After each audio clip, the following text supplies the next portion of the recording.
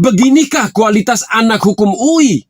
Jangan salahkan rakyat jika tidak simpati lagi pada mahasiswa seperti kalian yang sampai mengancam. Halo guys, Hot One News di sini. Apa kabar teman-teman semua? Aku berharap teman-teman dalam keadaan sehat dan berbahagia. Ya, video kali ini kita akan membahas tentang sosok BEM UI yang kini sangat ramai diperbincangkan karena usai viral dengan tuntutan dan ancaman kepada Pak Presiden kita, Pak Joko Widodo. Ini ada sebuah berita yang sangat menarik untuk kita perhatikan, di mana ini akan membahas profil dan apa latar belakangnya sehingga banyak sekali pendapat-pendapat BEM UI yang kontroversial. Ini akan dibongkar kedok Ketua BEM UI periode 2018 hingga 2023. Apa sebenarnya yang menjadi motivasi mereka memberikan statement-statement yang sangat kontroversial terhadap Presiden kita Bapak Insinyur Joko Widodo. Untuk link video asli original sudah kami cantumkan di deskripsi, teman-teman langsung bisa cek keaslian videonya.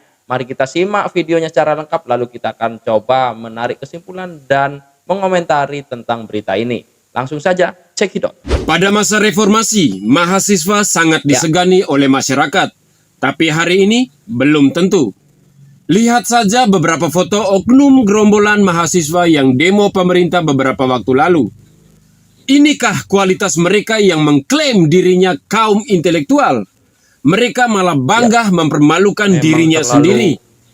Kita juga masih ingat ocehan koordinator pusat BEM SI yang memimpin demo di depan istana pada 11 April 2022 lalu. Anak kemarin sore yang lahir tahun 99 tapi malah mengatakan ada kebebasan di zaman Orde Baru. Sama seperti Ketua BEM SI yang sering demo pemerintah, kelakuan oknum Ketua BEM UI juga sama. Sebut saja Zadi Taqwa, Ketua BEM UI tahun 2018. Dengan bangganya memberikan kartu kuning kepada Presiden Jokowi terkait gizi buruk di Papua. Tapi dia sendiri tidak ikut ke Papua. Dan ternyata Zadi Taqwa ini simpatisan PKS. Makanya tidak heran dia pernah mempromosikan PKS dalam cuitannya. Dia mengakui sendiri itu akunnya, tapi ngeles itu hanya bercanda. Sebenarnya itu mencegah itu sih, karena ada yang meng-screenshot bercanda dengan teman dan nggak ada hubungannya juga dengan PKS sih, kata Zadit kepada wartawan di gedung Pusgiwa UI Depok. Hanya simpatisan atau kader PKS yang mau promo PKS. Itu pasti.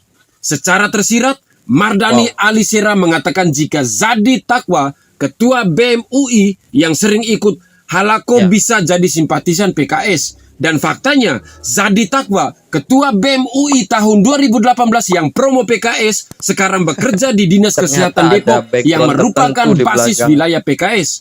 Sudah terbukti bukan jika dia simpatisan PKS, partai oposisi pemerintah. Ketua BEM UI tahun 2019 yaitu Manik Margana Hendra yang dulu demo tolak RUU KPK dan RKUHP tapi tidak pernah membaca isinya.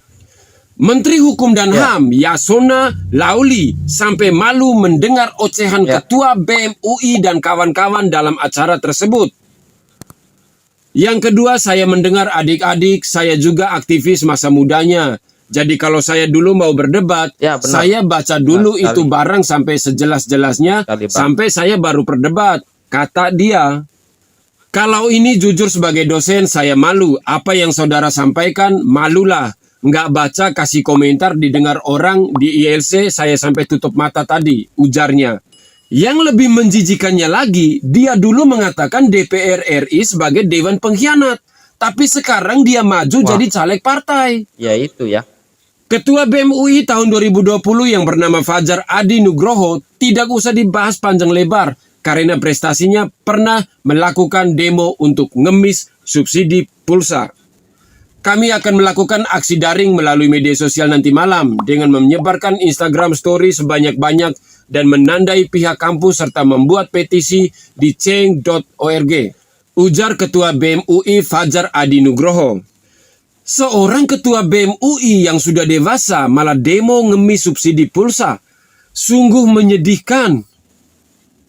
Ketua Ya. BEM UI tahun 2020 ini juga pernah membuat diskusi tentang Omnibus Law yang salah satu pembicaranya adalah Asfinawati, Ketua YLBHI yang nyinyir Jokowi.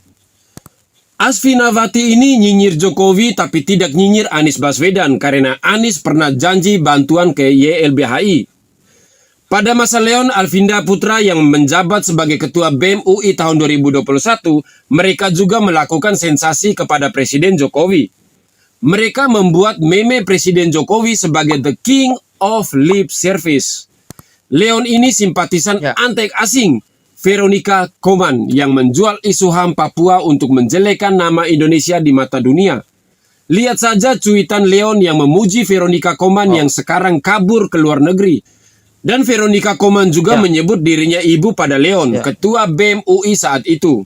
Faktanya, Veronica Koman dan Benny Wenda yang katanya pembela HAM Papua kabur ke luar negeri dan diberikan penghargaan oleh asing. Makin kelihatan bukan jika mereka hanyalah boneka asing. Dan sekarang Leon bekerja di PT PNM, Ventura Capital, yang merupakan bagian dari PT PNM, perusahaan milik pemerintah.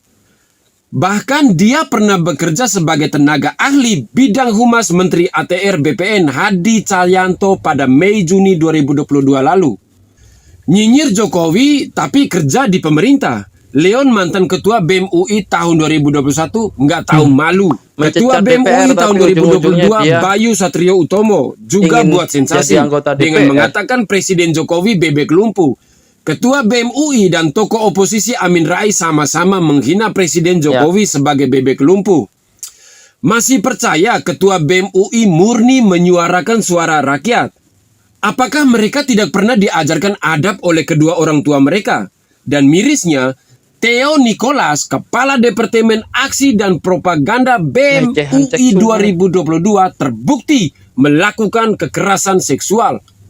Ketua BEM UI hina Jokowi bebek lumpuh, tapi Kepala Departemen Aksi dan Propaganda BEM UI malah melakukan kekerasan seksual.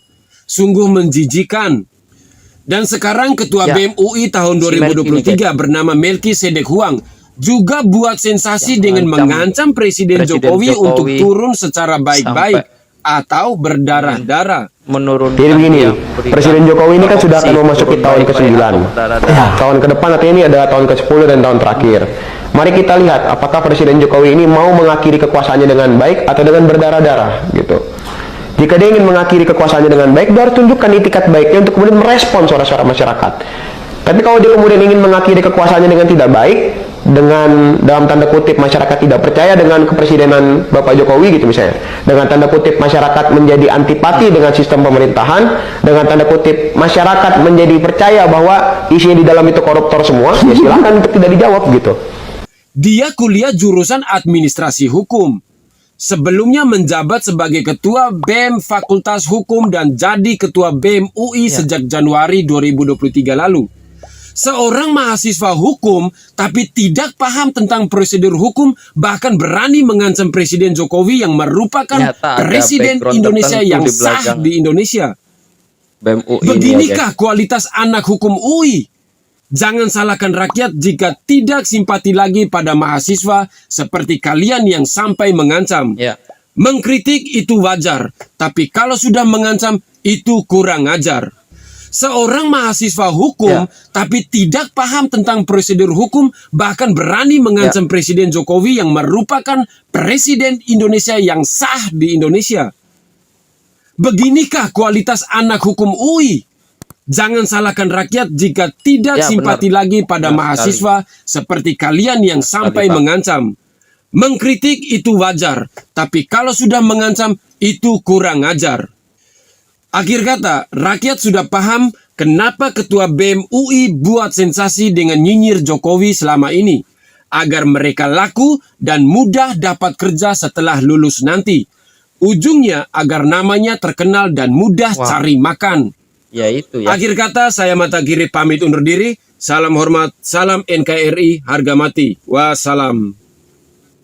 Ya oke guys, itu tadi ya videonya. Setelah kita simak dengan seksama, memang ada sebuah background terselubung. Ternyata setelah seiring berjalannya waktu terbukti bahwasanya ada kepentingan-kepentingan pribadi sosok-sosok BEM UI yang dibeberkan oleh channel Mata Kiri ini guys, dari periode 2018 hingga 2023. Seharusnya sosok ketua BEM UI ini memberikan contoh kaum intelektual kepada adik-adik generasi berikutnya ya, bukan yang seperti ini. Menurut saya kritikan itu sih boleh dan sah-sah saja, namun yang disampaikan ini harusnya tidak mengandung unsur provokatif untuk membenturkan suatu golongan ya. Jika dikatakan memang setiap pendapat ini pasti ada pro dan kontra, namun pendapat yang membuat narasi membenturkan ini sangat-sangatlah berbahaya ya bagi kita, bagi bangsa Indonesia, sehingga bisa menyebabkan bentrokan dengan massa yang begitu banyak. Tidak menutup kemungkinan memang mereka memiliki massa yang banyak untuk yang mendukung sosok BEM UI si Melki ini ya guys. Tetapi tidak menutup kemungkinan bahkan rakyat Indonesia, saya berani bertaruh, banyak yang sangat mencintai presiden kita Bapak Insinyur Joko Widodo, termasuk saya sendiri, karena kita merasakan bahwasanya Indonesia benar-benar dihargai sekarang ini di mata dunia dengan kemajuannya, dengan perkembangan ekonominya, dengan menghadapi kemarin COVID-19, dengan mengambil kebijakan-kebijakan yang sangat-sangat brilian dan diakui oleh dunia ya guys. Ya, teman-teman bisa ikut berpartisipasi di dalam kolom komentar mengenai berita ini. Dan cukup sekian pembahasan berita kali ini, kurang lebihnya kami mohon maaf. Akhir kata, wassalamualaikum warahmatullahi wabarakatuh.